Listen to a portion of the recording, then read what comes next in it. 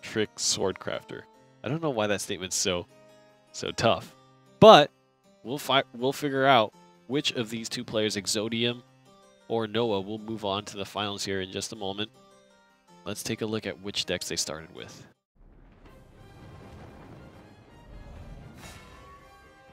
I was right. You were right. It's going to be the sword into the dragon deck.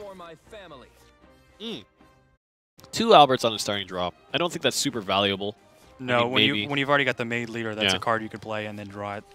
eXodium. Oh, but he got the Fangblade Slayer instead. Yeah. You would much rather draw that in the middle of the game. eXodium electing to go for a full mulligan. He had Bahamut or Boros in his hand, but he got the Dragon Oracle. He did get the Oracle. That's great. Now, Noah is leading in turns, which can be real good news for him. The only thing that makes it a little bit awkward is that you have less evolution orbs to spend on Albert, which, as we've seen time and time and time again, is so effective. Absolutely, but with Luminous Mage, you're still getting those evolution orbs. And there's a lot of pressure coming out from Noah already with Novice and the Maid Leader being able to go for face. And being forced to evolve on turn 5 means that you're almost guaranteed to play that Luminous Mage when you're able to evolve. And there wasn't a great turn 4 from eXodium. He was forced to go for the Tempo Cell. And the rush, man, on curve Geno. Really great play for Noah, massively shifting the game in his favor. And there's not even a card that eXodium can play on turn 5. He didn't have Draconic Fervor. He didn't have Rahab or Grimnir. He was able to ramp, so that's going to be great. If he can draw Sybil next turn. Oh man, he is swinging hard, and that's going to put him in single-digit health. 5 damage right there on the rush. Going real aggressive, and MS Noah knows how much momentum he has riding for him now. Absolutely. That Lightning Blast got picked up, but we were just talking about it. My God.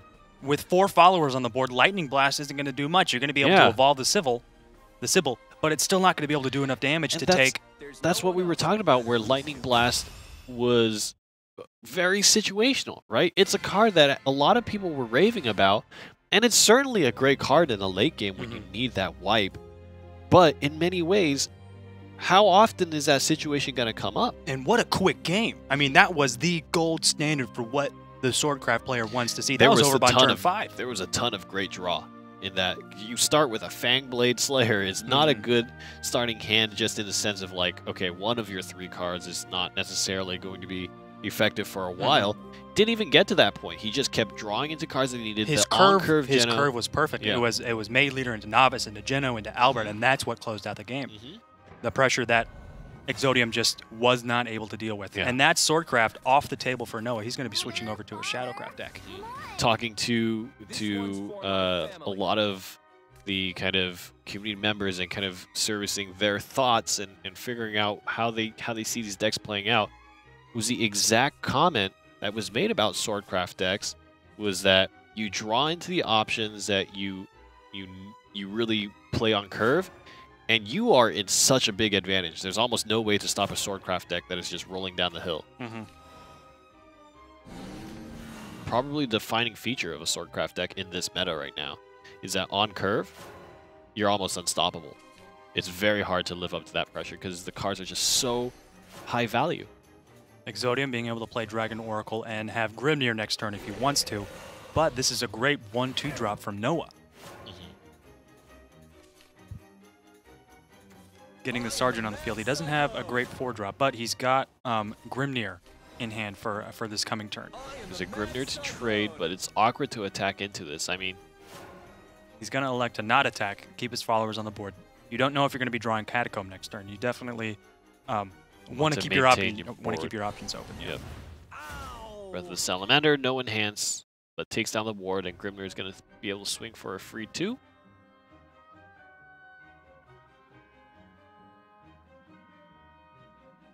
Wait with bated breath. There's a lot of thinking on eXodium's side, and I can't imagine what the pressure must be like right now.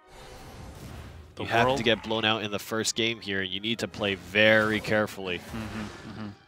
One mistake. eXodium does have Sybil next turn. That'll be the 5th turn, so he'll get the healing, and he'll also get the ramp. So next turn, he'll put him on Overflow.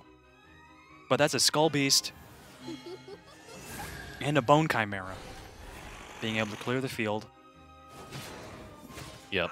Still no Orthrus or Catacomb in sight for another Noah. Breath of the Salamander, but I don't think that's a play right now. I like the choice for Sybil. He's not going to evolve. Interesting. He's going to keep... And what a great choice, too. The little Soul Squasher coming out from the top deck of Noah. I think there was not really a good point to evolve. I think you really want to save those orbs, especially because you're behind on orbs, for when you really want to swing into power here. And that's going to be a wonderful cost efficiency coming out from the Laterial Archer. Got the 1 damage, just enough to take down the Sybil. And that's a full board for Noah. 8 points. I mean, Breath of the Salamander is looking more and more appealing here. And now the Lightning Blast gets drawn. This game will be going up to 10 play points at least for eXodium. Ooh, he plays Death's Breath. That's gonna leave him wide open to a Lightning Blast next turn. And that's pushing card options out of Noah's. He's gonna play Bahamut. That's gonna give him 5 shadows as opposed to the banishing. So now he's got Ector coming up with 10 shadows. That's gonna be 3 zombies. That's gonna be 12 if he chooses to evolve. That'll be 12 damage without an evolve point. So he's going to have to evolve one of the zombies if he wants to take out Bahamut. What's dangerous is that the Lightning Blast is here and Bahamut will be able to swing. If he decides to go for face. He's not going to be able to... It's Rush, so it's going to have to evolve to trade into Bahamut. I'll show you. That's going to take Bahamut off the board, but there's still a Lightning Blast and Israfil next turn if he wants to use that. And it's just not necessarily the most efficient thing. I mean, you've recouped some of your shadows here. Right, but you're just giving the Ramp Dragon another turn to play a great card to evolve this Israfil. And this is the first evolve point that eXodium's had to use. And Noah's used all 3. An incredible position for eXodium here. He's got Lightning Blast next turn if he wants to, if Noah has a way to deal with this Israfil.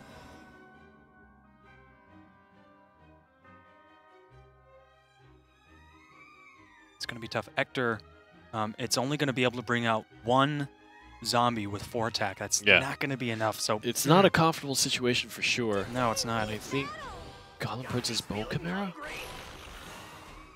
I mean, that has the opportunity to spawn a lot of shadows, but you're slowing yourself down by 1 turn here.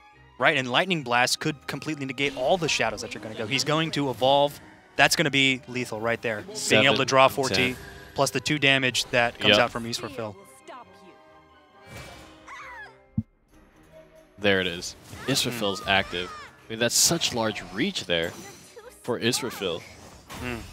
Having the extra 2 plus the evolve, and the 2 evolve orbs that eXodium decided to spend were the most effective evolve orbs ever. Absolutely. And Noah did not have a way to deal with Israfil once it was on the board. He only had 2 cards in his hand, and he was 1 shadow shy of being able to get 2 zombies from the Ector play at the end there. That would have gotten rid of Israfil and bought him another turn, but that's all it would have really bought him. The favor was massively in favor of the Dragoncraft. I was so concerned with what Noah could play. That Storm, you have to respect the amount of damage that can Forte come out in do. 1 turn. Yeah, Forte or maybe Genesis Dragon. He didn't know if that card was in hand. Yeah.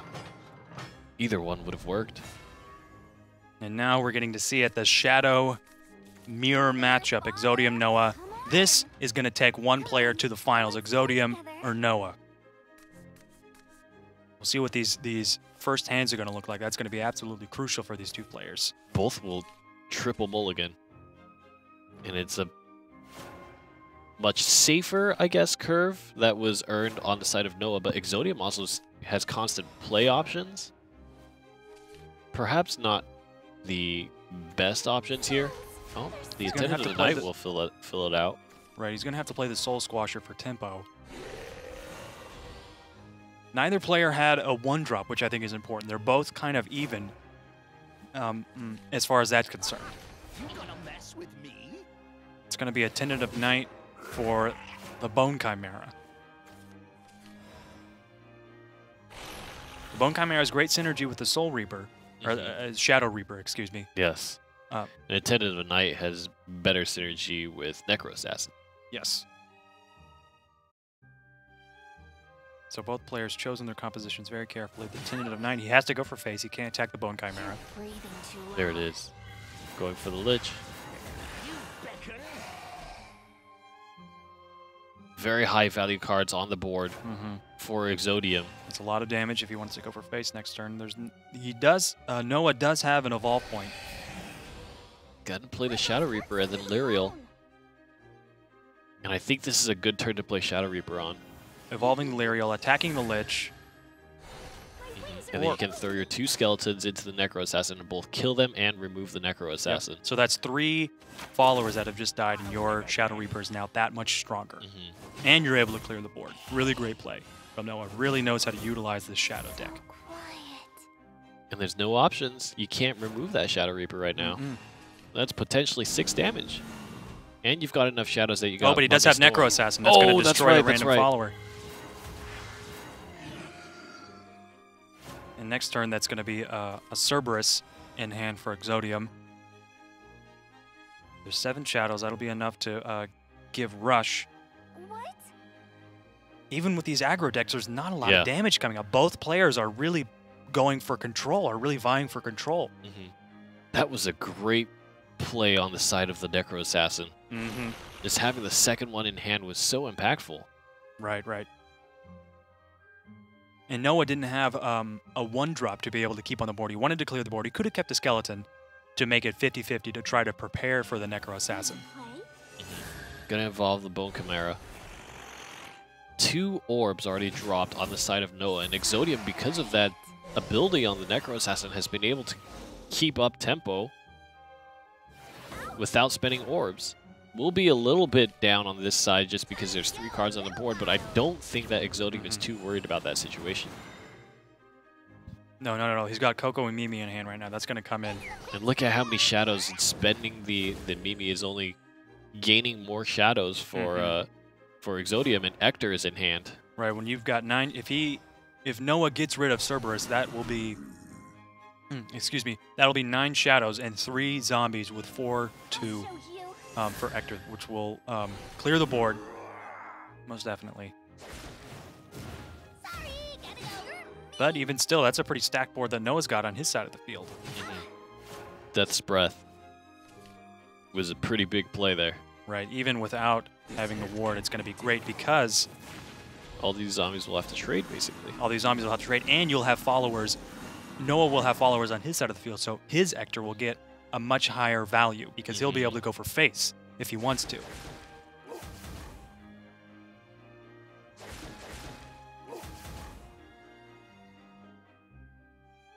I think it's important to note that eXodium still has 2 evolution points, and Noah has used all 3 of his. That's important as well. We saw it in the last game. eXodium is very conservative. He's been able to be conservative with his evolution orbs. Absolutely. And I think it pays off. And now he just doesn't have to be worried of any kind of weird rush coming out of a follower that doesn't normally have that ability. Really, the last rush that's available, well, the last kind of interaction for damage that's available, options are petering out for Noah.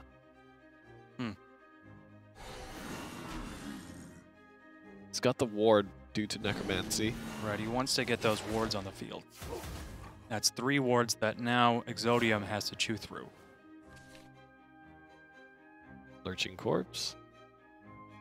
An Evolved Lurching Corpse would be able to attack the wards, of course. Perhaps? Yep, I think that seems to be a great play. And he's got Zombie Party. That's 3 damage to one of the... Okay, good. Lurching Corpse randomly took out one of the zombies. It was a 25% chance. Or, excuse me, 75% chance. If he evolves, there's no way to kill the corpse. He's going to gain that 2 health. But he will be able to remove 1 more of the zombies. And then maybe Zombie Party if he wants to swing face.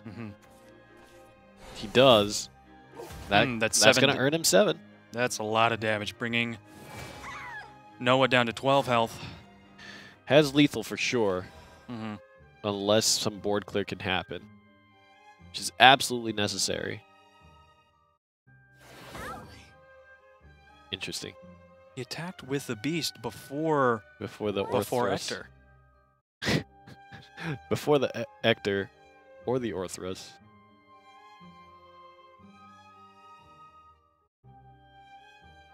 He's got Soul Conversion, so that'll bring him down to 8 curve.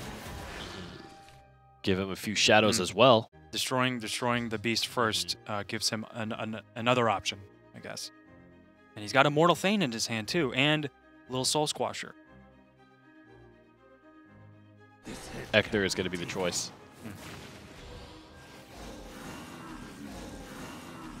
You leave yourself in an interesting situation. You want to get rid of the Ector on the other side.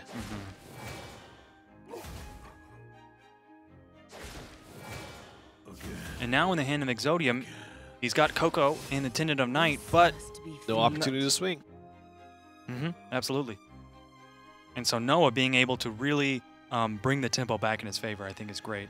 Ector in this particular mirror match is really showing his benefits here. Absolutely.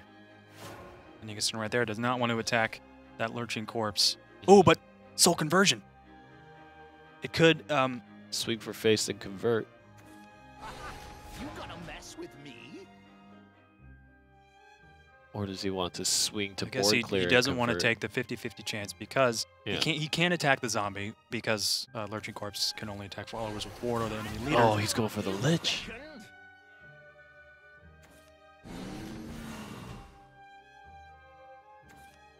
He's got the Reaper in hand. Going for face. So that means he's letting 7 damage plus more come through. I'll live again. And there's just no way to trade. As he's trying to trade out, that Shadow Reaper is getting stronger. Right. Okay, Skull Beast. Would have been nicer that landed on the Reaper, but it was a 33% chance. And now he doesn't have enough orbs to play the Thane, which is interesting. There wasn't an evolve point. It wouldn't have gotten huge value. He needs to clear the board. So it really comes down to the top deck on eXodium side. Right.